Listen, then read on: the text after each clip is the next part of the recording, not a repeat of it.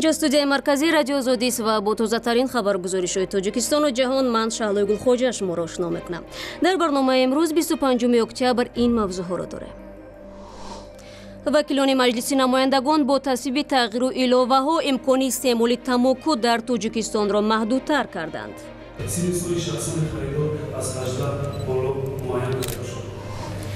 در پایان انجمن 19 حزب کمونیست چین پرزیدنت این کشور سی جین پین بار دیگر در مقام رهبر این گروه سیاسی تصدیق شد.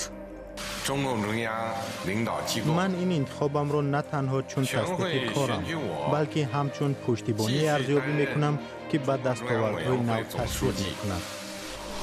و در دوشنبه نمایشگاه بین‌المللی کتاب برگزار گردید. در این چهاربینی نوشیران ازبکستانی شرکت داشتند. چند نفری رو هم دیدیم که نوبسته به نرخ این کتاب ها رو خریدند.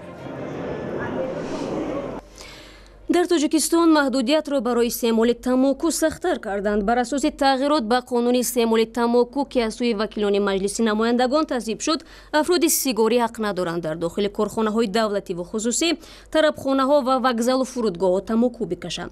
لایحه قانون را روز 25 اکتبر نماینده وزارت تندرستی به وکیلان ارائه کرد. مانع فروش محصولات تماکو و سیگارهای الکترونیک با استفاده دستگاه اتوماتیک و در مسافت نه کمتر از 100 متر دورتر از سوی مؤسسه‌های تندرستی و اجتماعی اولین فرهنگی ورزشی سیاحی این موارد با اتحاد دینی وارد کردند. سن سال شخصان خریدار از 18 بالا معین کرده شد.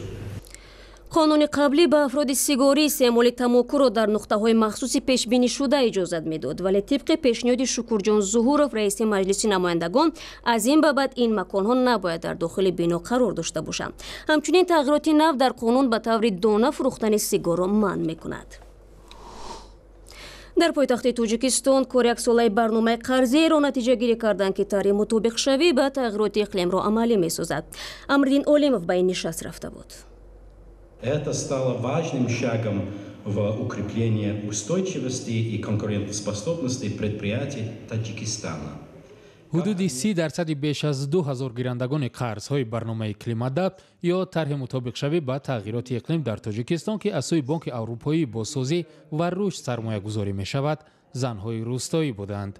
این نکته امروز در مراسم نتیجه گیری از فعالیت یک ساله این برنامه در دوشنبه اعلان شد. بانک اروپایی بازسازی و رشد با مساعدت مالی حکومت بریتانیا در تاجیکستان از یک سال اجرای برنامه کلیماداپت یا طرح مطابق شوی با تغییرات اقلیم نتیجه گیری کرد. هدف این برنامه جلب ساکنان به استفاده از فناوری‌های جدید کارکرد زمین و صرفه ذخیره‌های آب و انرژی بوده است که تا حال 2250 خواجگی دهقانی و صاحبکاری از قرض‌های با امتیاز این برنامه برای تجدید واسطه‌های فنی استحصالی خود استفاده کردند. ما از بانکی اسقاط 110,000 کردیت گرفتیم برای آبیاری قطره‌گین. ما در مدت همین سال آب قطره‌گین باغ 4 هکتار باغ تامین کردیم. افزایش باغ تماما دیگرگون شد. در آینده می‌خواهیم که با بانکی اسقاط با همکاری کنیم و یک تخمینا در سال آینده همین خیلی پلان کردیم که 3 هکتار باغ نو بنیاد کنیم. انشالله باوری دارم که از باغ نوی که پیش کردگیمون فایدهش گرفته ایش محکم کردن میگیریم. با باغ نو بنیاد کردن میگیریم. ضمناً بانک اروپایی بازسازی و رشد برای اجرای این برنامه در تاجیکستان 6 میلیون دلار سرمایه اختصاص داده. بانک‌های کارشریکش با مشتریان آن را با پول سامانی و با فایز کمتر یعنی حدود 25% سالانه می‌دهند. امید شریفوف یکی از مشاوران برنامه کلیماداپت میگوید که با این طرح سال دوم همکاری میکند و با کل مشتریان مشورت‌های فنی میرساند و در سودوار بودن این برنامه برای تاجیکستان معتقد است. تجربه‌های پیشرفته جهانی باید در تاجیکستان وارد کرده شده، تکنولوژی‌های نو وارد کرده شده، استفاده برده شود و همین تکنولوژی‌ها ما را از برای درست استفاده بردن ریسورس‌های آبی به ما کمک می‌رساند. ایده‌های برنامه را دستگیری می‌کنم شخصاً خودم و می‌خواهم که همین ایده‌هایی که کانسپتی که برنامه کلیماداپت دارد می‌خواهم که ба пуррагӣ амалӣ шавад, барои он ки ин консепсия, ин идея оиди истифодаи дурусти об, оиди истифодаи дигар ресурсҳое ки мо дар Тоҷикистон дорем, ман ин ҳамаи идеяҳошонро дастгирӣ мекунам шахсан худам, барои он ки ин барои Тоҷикистон хеле зарур аст. این برنامه سه هدف اصلی دارد. یکی از آنها جلوگیری از شوره زدن زمین و صرفه ذخیره‌های آبی و انرژی میباشد. گذشته از این برنامه نسبت به بطری‌های خورشیدی در منزل و کارگاه‌های کشاورزان و صاحبکاران و بنیاد سردخانه‌ها با نیروی خورشیدی فعالیت داشته را هدف داشته است. امریدین علیموف، اسکندر فیروز، رادیو آزادی، دوشنبه. رو می‌آوریم به موضوعهای مهم جهانی. امروز در چین 19مین انجمن کمیته مرکزی حزب کمونیست به پایان رسید. در پی این انجمن که در 5 سال یک مرتبه برگزار می‌شود، هیئت نو بیوروی سیاسی تحت رهبری سی جین پین انتخاب گردید. عبدالله شروف در این باره تفصیلات دارد. روز چهارشنبه کمیته مرکزی حزب کمونیست چین بار دیگر رهبر این کشور سی جین پین را پیشوای حزب حاکم انتخاب نمود. به همین ترتیب سی جین پین باز برای 5 سال دیگر حزب کمونیست چین را سربری خواهد کرد. سی جین پین سال 2012 رهبری حزب کمونیستی چین شده بود و یک سال بعد به کرسی پرزیدنتی نشست. ما همین حالا اولین جلسه عمومی کمیته مرکزی حزب کمونیستی چین را برپا نموده اعضای نوی اداره مرکزی رهبریت حزب را انتخاب کردیم. من این انتخابم را نه تنها چون تصدیق کارم بلکه همچون پشتیبانی ارزیابی میکنم که به دستاوردهای نو تشویق میکند. بیوروی نوی سیاسی در پایان انجمن 19 حزب کمونیست چین اعلان شده که از 7 نفر عبارت است و پرزیدنت سی جین پین همراه با نخست وزیر آن کشور لی کسیان در میان آنها می باشند. حزب کمونیست چین در حال رهبران خود را انتخاب نمود که این کشور از سوی جامعه جهانی برای نقض آزادی‌های بیان و عقیده، فشار بر روزنامه‌نگاران و جامعه شهروندی انتقاد می شود.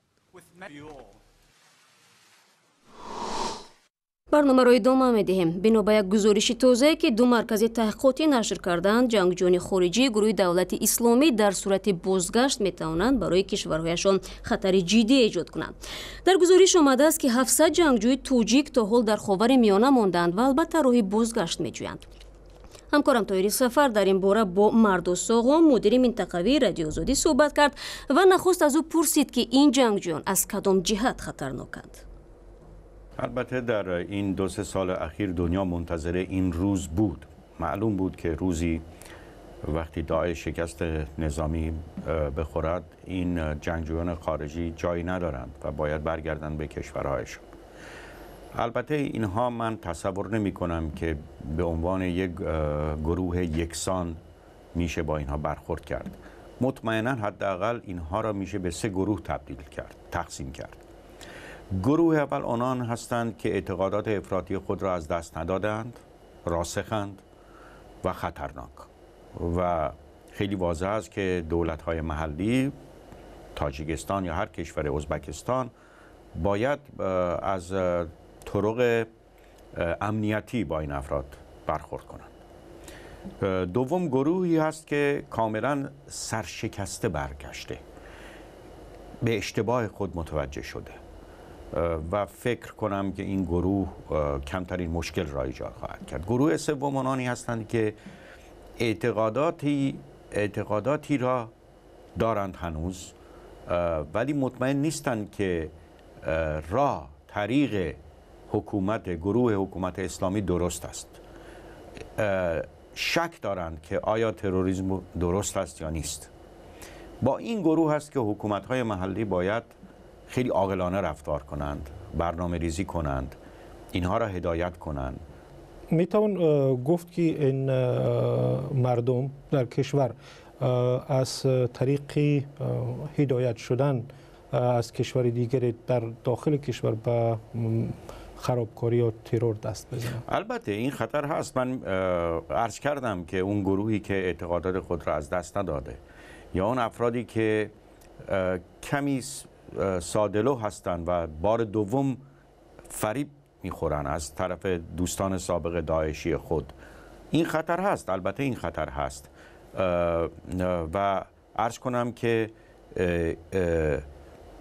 ایدئولوژی داعش از بین نخواهد رفت. این ایدئولوژی باقی میماند و بیشتر زیرزمینی ادامه خواهد یافت.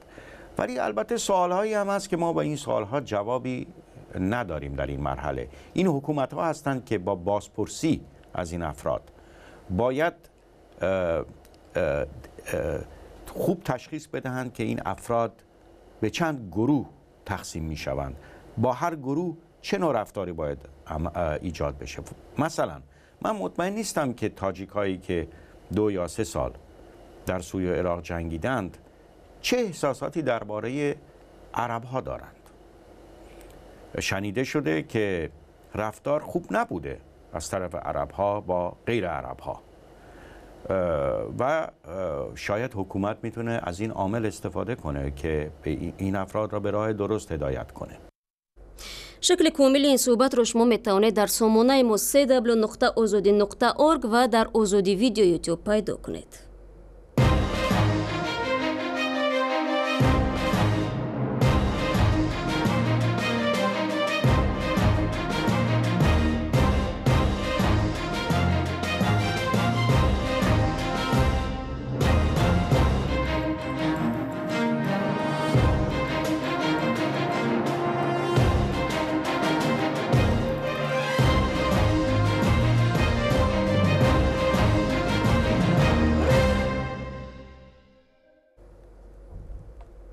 و امروز در شهر دوشنبه هفتمین نمایش بین‌المللی کتاب را برگزار کردند. در این نمایش ده‌ها هزار ادبیات نشر شده داخلی و خارجی به معرض گذاشته شد. تشکیل چهاربینی مذکور در حالی است که مؤلفان میگویند در تاجیکستان فرهنگ کتابخوانی خیلی ضعیف شده است و نسل جوان به مطالعه چندان رغبت ندارد. گزارشی با رادیو صوفی را همراه تماشا می‌کنیم. حدود 50,000 کتاب‌های مختلف بدیعی و علمی و تعلیمی از ناشران داخلی و 10 کشور دنیا در نمایشگاه هفتم بین‌المللی کتاب دوشنبه به معرض گذاشته شدند. برای بار نخست هم ناشران کتاب از ازبکستان در چنین یک نمایشگاه شرکت داشتند و حدود 300 کتاب با زبان‌های ازبکی و تاجیکی را به نمایش گذاشتند. نرخ و نوای کتاب‌ها گوناگون است. خواننده اصیل و چند نفری رو هم دیدیم که نوبسته به نرخ این کتاب ها رو خریدند. این نمایشگاه بزرگ کتاب دوشنبه در حال برگزار می شود که خواننده تاجیک به خصوص جوانان چندان تلاش و ذوق دریافت کتاب را نداشتند.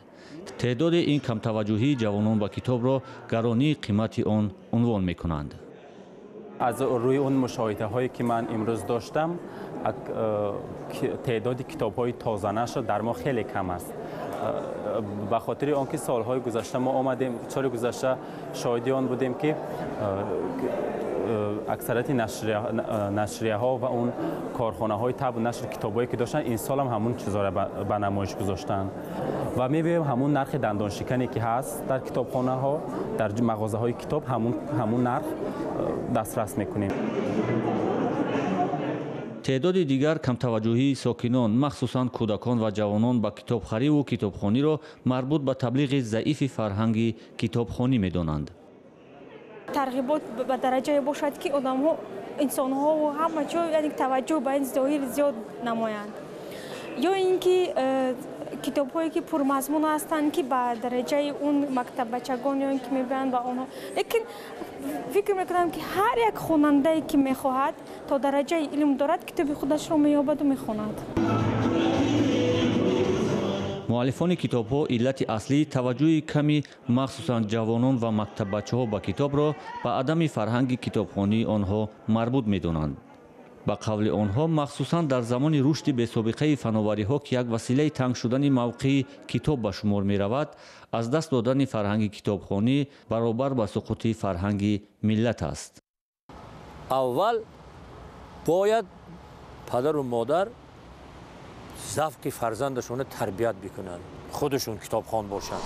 برای صوفی گزارش میداد و با امید خبرهای خوب برنامه امروز را انجام میدهیم. جهانی سپاس برای همراهی و تا ملاقات فردا. خدا نگهداری هر یکی شما.